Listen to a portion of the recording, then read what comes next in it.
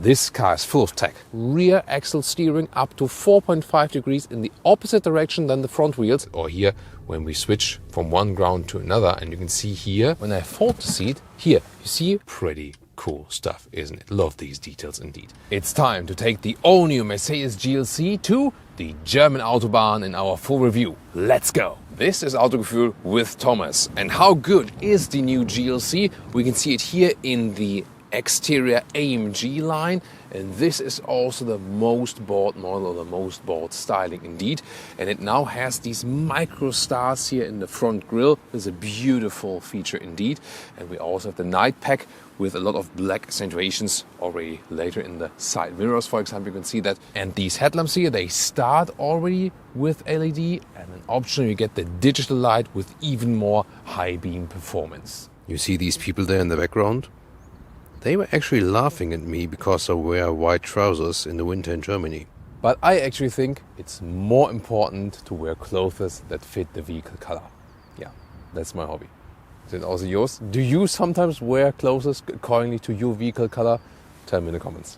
At 4.72 m or 186 inches, the new generation is about 6 centimeters or 2 inches longer, so a little bit longer than before. Wheels come from 18 to 20 inch. These here are 19-inch wheels, aerodynamic styling with winter tires, and the 19-inch are also standard then when you go for the AMG exterior package.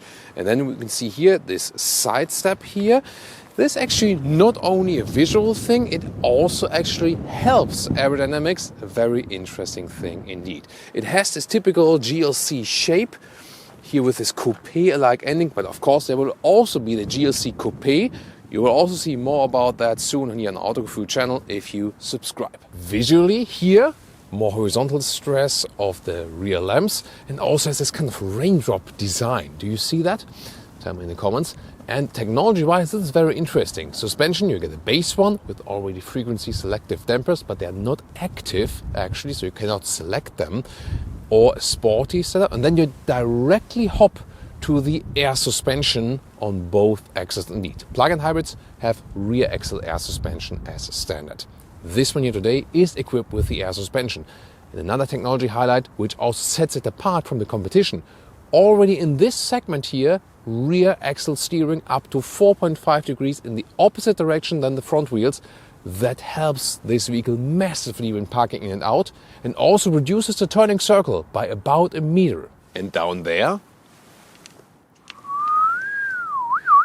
Autogefuehl fake exhaust police alert. Yeah, because this is truly fake. Is it really necessary? And turning indicators here in the rear look like this. Not that special, isn't it? Definitely prefer the front view for the turning indicators. What about you? This is the car key. Good quality impression indeed. Then the door closing sound is, yeah, we heard better ones indeed. Inside of the doors, and yeah, they are the red styling sounds of this vehicle. And don't be mistaken, you can also get other stylings, of course. And here, this is quite cool, right? The ambient lighting integration, you can always see it at the inside of the doors.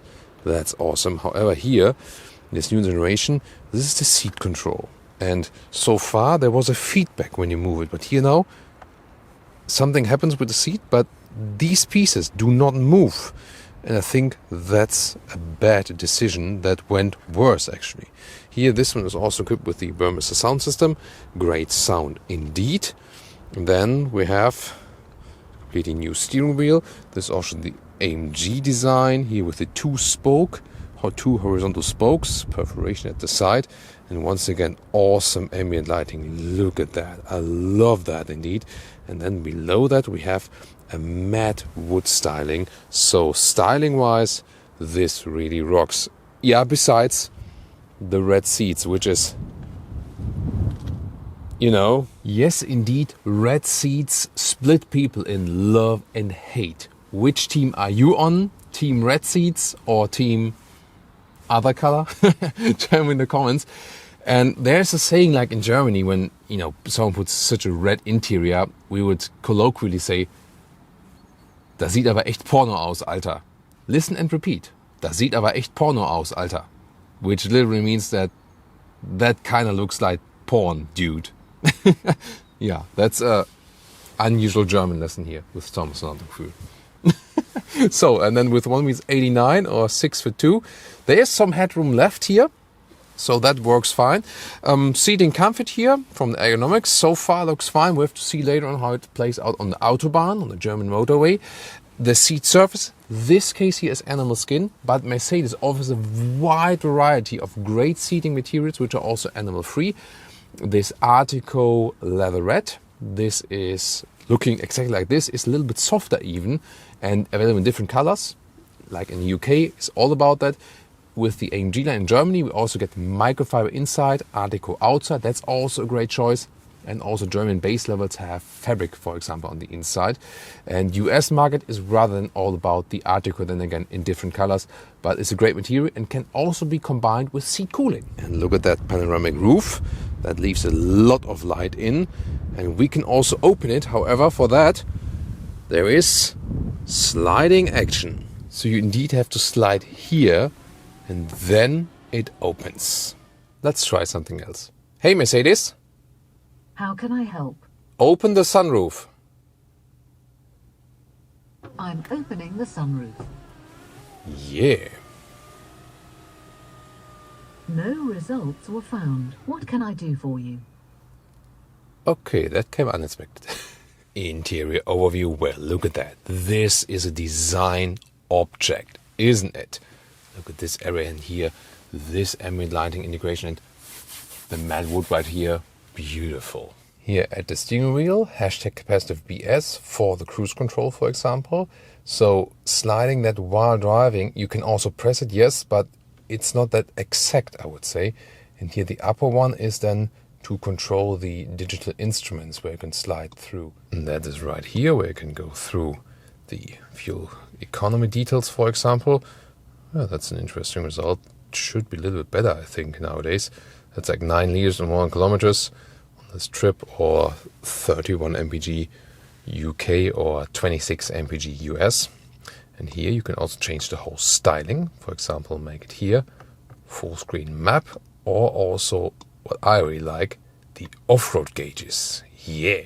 And head-up display is also available. Once again, my favorite design detail is here. These illuminated air vents, but wait a minute. Look at that. Like the central part. That's totally off. You know, this isn't straight. It's like this one neither. Huh? This one here on the left side is, however. So I really love a lot of design elements here in this vehicle, but when I pay so much money for this SUV here, then I also want all my air vents 100% straight when they are closed. So Mercedes engineers, I think coast cutting on these here is not a good choice. Maybe you can fix that? Lower middle console, a lot of high gloss piano lacquer. Not my favorite indeed. What's cool is that you have underneath here also illumination. And then you have inductive charging pad there in the front and 2 USB-C chargers. These cup holders here, by the way, they are somewhat adaptive. You can push the front one to fold out, but for, let's say, glass bottles, for example, or the bottles that are a little bit smaller, they don't hold them tight enough. Then here is armrest, split opening, and more space underneath, a little bit segmented, why not? And 2 more USB-C chargers. Infotainment system, this here is the GPS integration, car internally actually quite smooth.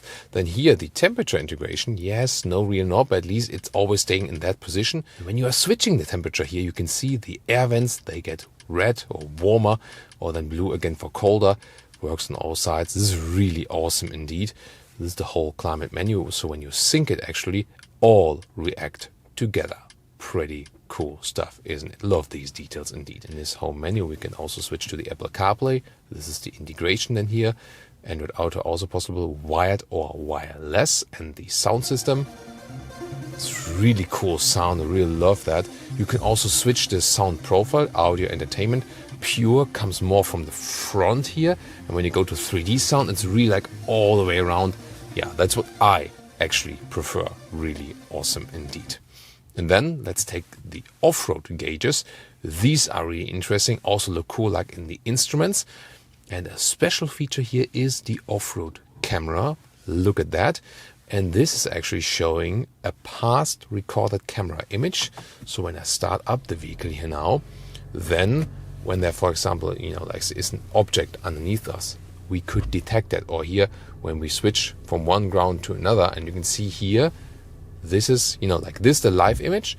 And underneath the vehicle, this would be like the past recorded image. But I can still see where is maybe like the big stone or something, and that I don't scratch my tires and then like destroy my tires on that stone here. For example, in this case, this line here on the parking lot is demonstrating that. So pretty cool system. And in general, the resolution also of the rear view camera is awesome, crystal clear.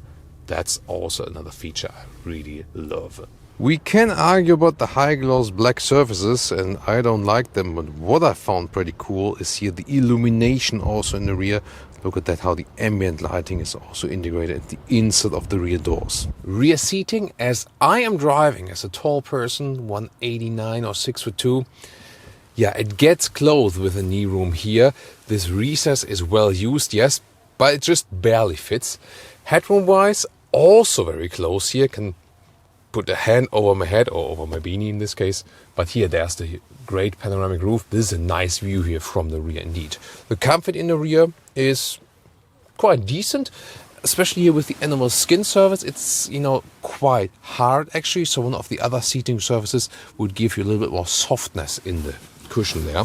Then here the either smartphone or tablet holder, and then there are cup holders that fold out here, and in this middle console here we have two USB-C chargers and also a separate climate unit with this one button design. With the trunk we're at 600 liters now, plus 50 liters in gain. And here the width is easily 1.40 meters, even a little bit longer actually. And the length is a little bit less than 1.40 meters. However, good folding mechanism here, right and also left. And then you can easily here, wow, it's a great folding mechanism. Look at that. And then we have the front seats. Yeah, it's about 1.85 meters or 73 inches. Actually, also remarkable, here underneath the trunk cover, there's also a lot of space still. And just take a look at that. When I fold the seat, here, you see how the front seat is moving forward. Wow, and then when I put this back, like this, it goes backward. So yeah, this car is full of tech. Engine lineup is now fully focused on the 2-liter 4-cylinders, both petrol and diesel. There is a 6-cylinder diesel announced for later on, but so far not big news on that. And here we have the GLC 300, available as rear-wheel drive or all-wheel drive 4MATIC. And here it produces 258 horsepower in the all-wheel drive version. So 6.2 seconds is the acceleration figure, and this is also probably the most bored engine and overall. Interesting is that the plug-in hybrids are also both available for petrol and diesel, and offer actually great pure electric range, so some realistic 100 kilometers or 60 miles. This is also a unique feature for the GLC and also the C-Class, where the GLC is sharing the platform with. Welcome to Thomas's Driving Lounge with the Mercedes GLC new generation. Before we head to the motorway to the German Autobahn, just in a minute, I want to start showing you the rear axle steering in a proper use case. I already told you that parking in and out is so much easier. And here now, for example, when I'm doing this U-turn, with some vehicles, I have to go like, straight and take like the long way around. With this vehicle, I'm going to try if I can directly make it here on the road, which is, of course, easier and quicker in a way. But can this vehicle actually do that? Does the rear axle steering do that? Because it reduces the turning circle by 1 meter. Wow, look, that wasn't even close. Really amazing. So in this respect here, the new GLC has a big advantage if you compare it to the competitors. You can argue about, sporty driving versus the BMW X3 and so on. But here this U-turn thing and parking in and out, basement, garage and so on, is so much easier with the rear axle steering. You get it in a package together with the air suspension. So it is kind of expensive, of course, to have this setup here, air suspension plus rear axle steering. But if you want to make this vehicle unique, and the fact that it does stand out technology-wise, this is one of the key elements for that. Very, very interesting. Now we're already on the, heading to the motorway. Left side already begins, but there's a construction site. But when this road here leads to the motorway, the construction site will be over. Here, let's say city speeds, 50 kilometers an hour, 30 miles an hour. You already feel it's very, very silent. And the air suspension, by the way, is not set on a, let's say, GLE comparable thing, that it has this very soft floating ride. The GLC is rather set on a sportier note, not super sporty, but I mean, we don't have the biggest wheels on this vehicle either, but it doesn't feel floaty, you know. So when you ask me, would I immediately feel that this is an air suspension? Rather not. I can see it here, that I can pump up the vehicle, yes, but I wouldn't immediately say this is like a floaty air suspension. Let's go to the sports mode, and then we can do first acceleration onto the motorway from 60 kilometers an hour. Let's go.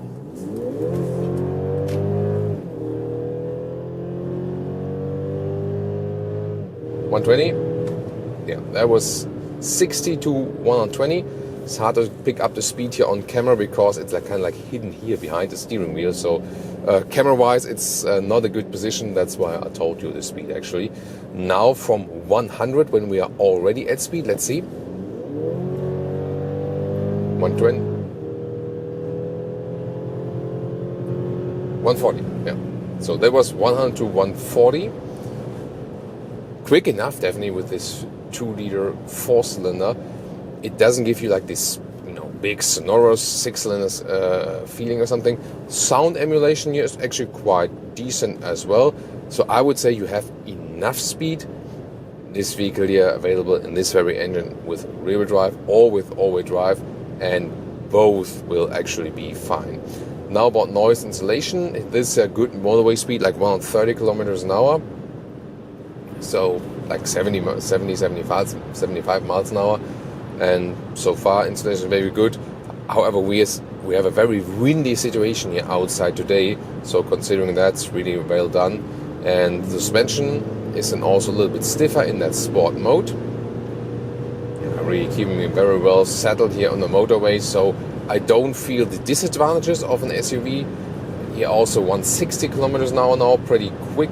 When I do some like left to right here, of course, then I feel it is a SUV, so a sedan would not move, you know, in the same kind of way, but still, it feels very planted and settled on the road, a very relaxed motorway feeling indeed.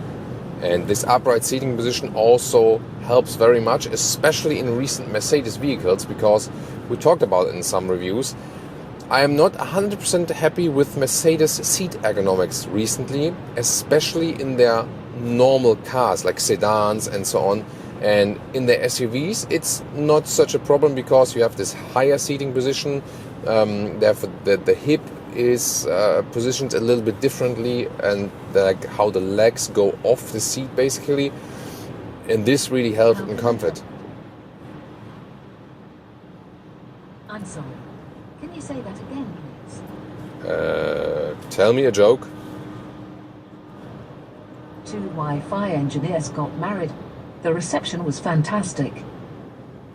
Oh, you got that joke? 2 Wi-Fi engineers got married. The reception was fantastic. Not bad. Not bad. Yeah, sometimes, of course, when I'm talking about... When I'm talking... When I'm talking about... cancel. When I'm talking about Mercedes in the vehicle, then of course the Hey Mercedes thing is being picked up. Where do you want to go? Yeah, there we go. Can you say it again, please? No, I'm just happy where I am. Thank you.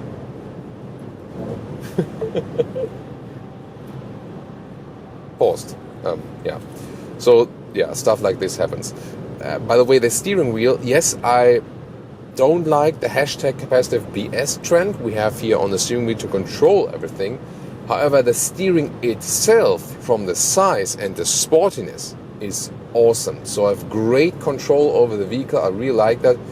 I also feel the steering itself, when you compare previous generation and this one here, well, that was a mix between predecessor and previous, you know, the previous. Yeah, interesting language is evolving. So the previous generation, or the predecessor, had more like a more vague steering wheel. It was more or less dead in the early degree angles. This steering here in the new generation is set to a sportier note. Maybe also has something to do with the rear axle steering setup. Above 60 kilometers an hour or 40 miles an hour, there's not the effect anymore that it steers in the opposite direction at the rear axle, but in the parallel one, giving you more stability, but of course also changes a little bit of the handling in general. What would you like to do? Nothing, thank you, goodbye. Next time I think I'm going to deactivate it while reviewing or something. Yeah, engine performance is actually good. So when I'm switching, let's see how easy it is to switch to the CarPlay here, for example, then making CarPlay map bigger. Yeah, I think overall it works. Sometimes the infotainment system can be a little bit laggy. Yeah, but overall does the job. Most of the time I do use Apple CarPlay or Android Auto anyway. Here, of course, in this new generation, both available wired and wireless. So, yeah, back to the steering wheel. I think it steers in a very sporty way. I have a very good grip of that one, and I love the size. So, the sporty steering input is really great. There's no dead zone area. Commands are being transported to the road, and the overall steering feeling is very natural as well. So to me, Mercedes wasn't leading in steering feel. I think rather the Porsche and Audi steerings were better there. But here in the new generation, GLC and also some other new cars by Mercedes, they picked up for the steering feel. So really improved that one. Very happy with the overall steering feel and characteristic now here. And that also adds to this experience. You feel very well connected to the vehicle. One thing to consider when you're taller, or as tall as me, is here in this front cockpit, since it's this SUV higher seating position, you're fine with comfort and seating comfort. But the GLC, same counts for the C-Class in general, because they share the platform. Here in the front, you feel rather a little bit cramped as for your right knee, or it would be your left knee then when you have the right-hand drive version in the UK, because you see this whole cockpit kind of encloses you. It's more this sporty, sensual shape, everything, and that looks great and feels sporty at the same time, very luxurious somehow. But then again, it also, you're losing space, so you just have to be aware of that if that's a problem for you, or maybe take a test seat at a dealer or something.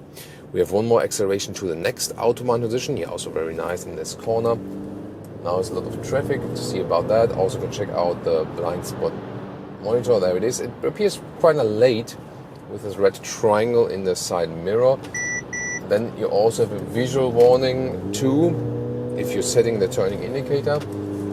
Yeah, here also very nicely done then. Safety onto the left lane. That wasn't even powering all the way through. I'm still driving in the sport mode all the time. I wasn't realizing that, it would make any negative impact. But here the C mode, the comfort mode, then again sets the suspension on comfort. Then it's a little bit more comfortable. Yeah, but once again, I think when you offer an air suspension in this segment, I would have tuned it more to a little bit more floaty ride, because then we say like, hey, we are the ones in that segment that have air suspension, and we offer you that special floaty, carpet-alike ride.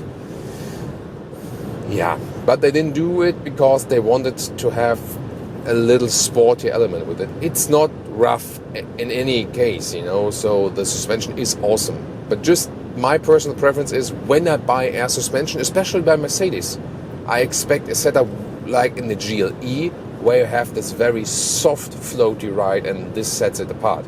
Not the case here. Still a great suspension, still very comfortable. And here in the comfort mode, I feel, let's say, a little bit of it when I'm going over longer waves and so on. And however, for the motorway and faster driving, this makes it an ideal vehicle. The waves are being evened out. At the same time, it doesn't shake up as being an SUV. So that's then, this thing. If you consider GLB versus GLC, what difference does it make, especially in driving? Yes, we know the GLB, being the front-wheel driven platform, has more space on the inside because of the shorter hood. This one has the longer hood. past models because you could also get more than a 4-cylinder. This is now not an argument anymore, basically. But this one here, being the rear-wheel driven platform, has more dynamic character when going out of the corners, because even the all-wheel drive has a rear-wheel bias. That makes it sportier when accelerating out of the corner. That's actually pretty cool, like that. And the whole ride and the interior is set more on a luxurious note. That's why it's also more expensive. And things like an air suspension or rear axle steering, you only get for the GLC and not for the GLB.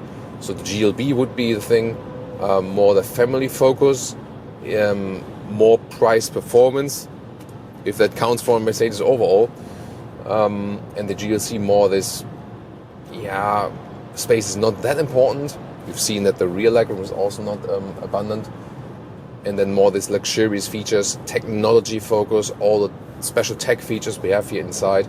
So definitely the more upmarket vehicle, that is the difference. Assistant systems, let's try them out.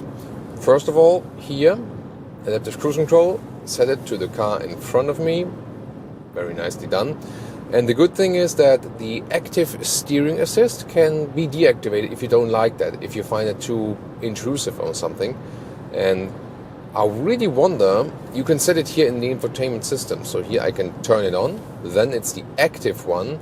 And in that case then, the car is being kept in the lane by itself. And that is very smoothly done, actually pretty cool.